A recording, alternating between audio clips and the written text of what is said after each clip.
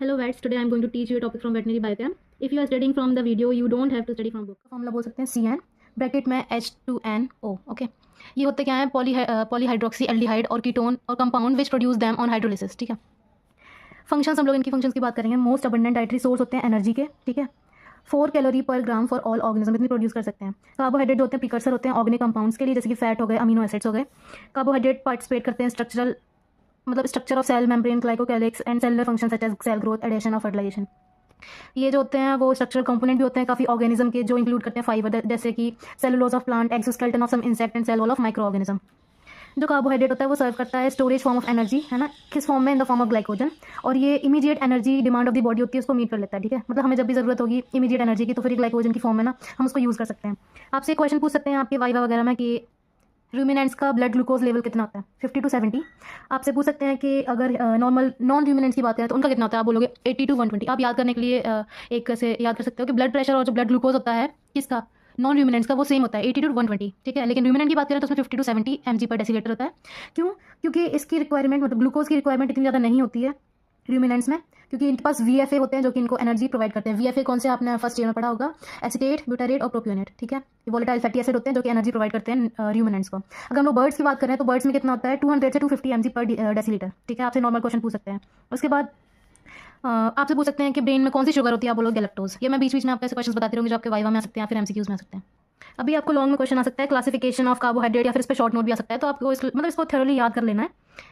इसकी क्लासिफिकेशन में 4 तरीके की शुगर्स होती हैं: monosaccharide, disaccharide, oligosaccharide and polysaccharide. ठीक है, मोनोसेक्राइड से हम लोग क्या समझ सकते हैं कि ये सिंपलेस्ट फॉर्म ऑफ शुगर होता है. ठीक है, इसमें सिंगल यूनिट होती है, ये फर्दर हाइड्रोलाइज नहीं हो सकता. ठीक है, डाइसेक्राइड की बात करेंगे, इसमें 2 मोनोसेक्राइड की यूनिट टुगेदर फॉर्म डाइसेक्राइड. ये इनकी डाइसेक्राइड जब हाइड्रोलिसिस करेंगे तो ये क्या बनाएंगे? मोनोसेक्राइड यूनिट देंगे. ओलिगोसेक्राइड, इसमें क्या होता है? 2 to 10 मोनोसेक्राइड यूनिट होती है. अगर मोर देन 10 मोनोसेक्राइड यूनिट्स हैं तो हम उसको बोलते हैं पॉलीसेक्राइड्स. ठीक है, अब हम लोग फर्दर डिटेल में पढ़ेंगे mono, di, oligo and polysaccharides. ठीक है, हम लोग मोनोसेक्राइड्स को फर्दर क्लासीफाई करते हैं. अगर फंक्शनल ग्रुप के बेसिस पे डिवाइड करेंगे तो वो होते हैं एल्डोज एंड कीटोज. अगर नंबर ऑफ कार्बन एटम के बेसिस पे होता है टेट्रोज, पेंटोज, हेक्सोज, ऐसे करके, मतलब है ना, आपको पढ़ाई होगा क्लासिफिकेशंस में नंबर ऑफ कार्बन एटम के बेसिस पे. ठीक है, मूविंग टू द नेक्स्ट, अब हम लोग टेबुलर फॉर्म में पढ़ेंगे कि कौन से एल्डोज ग्रुप में आते हैं, कौन से कीटोज ग्रुप में आते हैं. ठीक है, जैसे कि ट्रायोज, आपको नाम से पता चल रहा है इसमें 3 कार्बन्स हैं. ठीक है, इसका एल्डोज में एग्जांपल आएगा ग्लिसरल्डिहाइड और ग्लिसरोज भी बोलते हैं इसको. कीटोन, अगर कीटोन की बात करें तो उसमें आता है डाईहाइड्रोक्सी एसीटोन. ठीक है, टेट्रोज की बात करें उसमें आता है इरिथ्रोज. इरिथ्राइलोज की बात करें तो फिर ये आता है कीटोज में.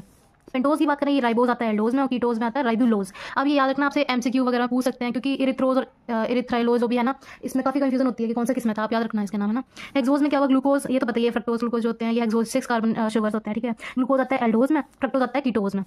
हेप्टोज मतलब 7 कार्बन की बात करें तो ये ग्लूकोहेप्टोज, या फिर इसको ग्लिसरोज भी बोलते हैं, है ना. ग्लिसरोज नहीं, बकवास. अगर कीटोज की बात करें उसमें आता है आइडोहेप्टलोज. ठीक है, मोनोसेक्राइड जो होते हैं सिंपलेस्ट शुगर ऑफ कार्बोहाइड्रेट होते हैं. ये often refer to as simple sugar. ठीक है, जनरल फॉर्मुला होता है CnH2NO और फर्दर हाइड्रोलाइज नहीं होते.